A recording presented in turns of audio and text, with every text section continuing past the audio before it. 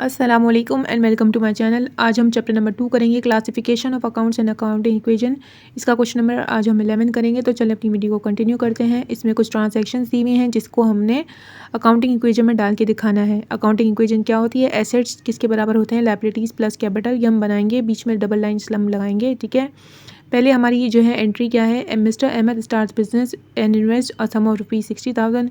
Mister Ahmad ने investment की थी 60,000 से, तो कैश इंक्रीज़ हुआ बाय 60,000 और कैपिटल भी इंक्रीज़ हुआ बाय 60,000। ठीक है, यहाँ पर हमने कैश लिखा ऊपर और उसके नीचे 60,000 लिख दिया, या अहमद का कैपिटल लिखा और यहाँ पे 60,000 लिख दिया। नेक्स्ट हमारी एंट्री है, he purchase a furniture for rupees 6,000।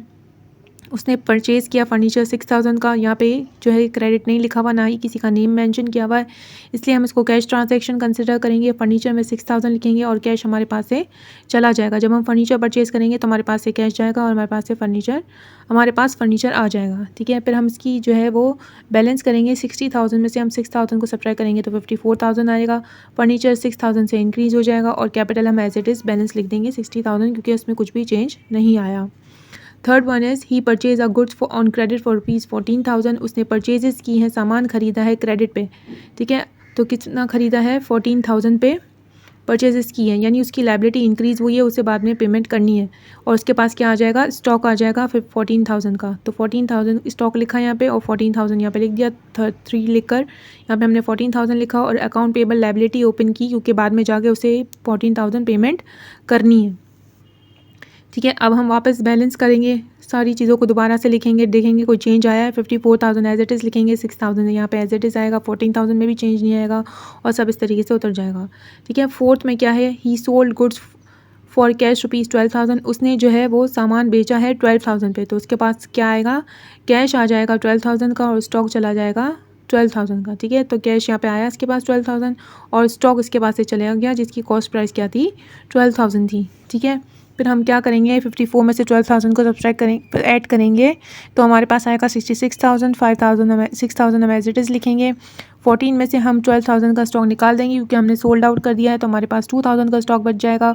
14,000 as it is लिखेंगे और यहाँ पे 60,000 हो जाएगा। ठीक है, फिफ्थ में है, cash paid to the creditors rupees 6,000। Liability जो है वो पेमेंट कर दी गई है 6,000 की, तो 6,000 क्या होंगे? हमारे पास से कैश चला जाएगा और लायबिलिटी भी हमारी डिक्रीज़ होगी। तो कैश में से हमने 6,000 सब्ट्रैक्ट किए और यहाँ पर हमने लायबिलिटी अकाउंट पेबल कम की, क्योंकि हमने उसको थोड़ी कर दी। कितनी पेमेंट की हमने? इसको 6,000 की हमारी लायबिलिटी हमने जो है कम की, यानी उसको पेमेंट करके आ गए 6,000 की। ठीक है, तो 66 में से आप 6 सब्ट्रैक्ट करोगे तो 60,000 आएगा। यहाँ पे 6,000 और यहाँ पे इसी तरीके से 14 में से आपने 6,000 निकाल दी, तो अब आपकी लायबिलिटी कितनी रह गई है? 8,000 रह गई है और कैपिटल आपका एज इट इज़ आ जाएगा। ठीक है, अब है हमारी 6 ट्रांजेक्शन में हमें दिया हुआ है, cash paid for office rent rupees 4,000। ठीक है, कैश की पेमेंट की गई है ऑफिस रेंट के लिए 4,000। तो ये ऑफिस रेंट क्या है? हमारा एक्सपेंस है और कैश हमारे पास से चला गया, तो हमने लिखा 4,000 सब्ट्रैक्ट किया हमने कैश में से और हमने एक्सपेंस सब्ट्रैक्ट किया फ्रॉम आवर कैपिटल। ठीक है, तो हमारे पास यहाँ पे डिक्रीज़ हुआ कैश, क्योंकि हमने पेमेंट कर दी है, तो 56,000 आ जाएगा। 60,000 में से आप 4,000 सब्ट्रैक्ट करोगे और यहीं पर आप क्या करोगे? कैपिटल भी रिड्यूस होगा। क्यों? क्योंकि हमारा एक्सपेंस है, जो भी आपका एक्सपेंस होगा वो कैपिटल में से क्या होगा? सब्ट्रैक्ट होगा। ठीक है, तो आपने 60,000 में से 4,000 आपने सब्ट्रैक्ट किया, तो आपके पास क्या आ गया? 56,000 आ गया। ठीक है, अब क्या है हमारे पास?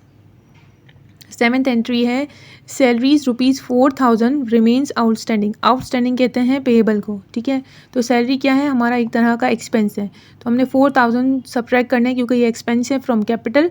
और आउटस्टैंडिंग यानी पेएबल है, हमारी लायबिलिटी है, इसलिए हम सैलरीज पेएबल की अकाउंट खोलेंगे और 4,000 यहाँ पे लिख कर दिखाएंगे लाइक दिस। यहाँ पे देखिए सैलरीज एक्सपेंस हमने 4,000 यहाँ पे लिख कर दिखाया और 4,000 हमने कैपिटल में से सब्ट्रैक्ट किया, क्योंकि ये हमारा एक्सपेंस है। नीचे फिर वापस आप सारे बैलेंसेस लिखोगे एज इट इज़। ठीक है, ये सारे आ गए, ये एक नया आ गया आपके पास सैलरीज पेबल, तो आपने 4,000 नीचे उतार दिया।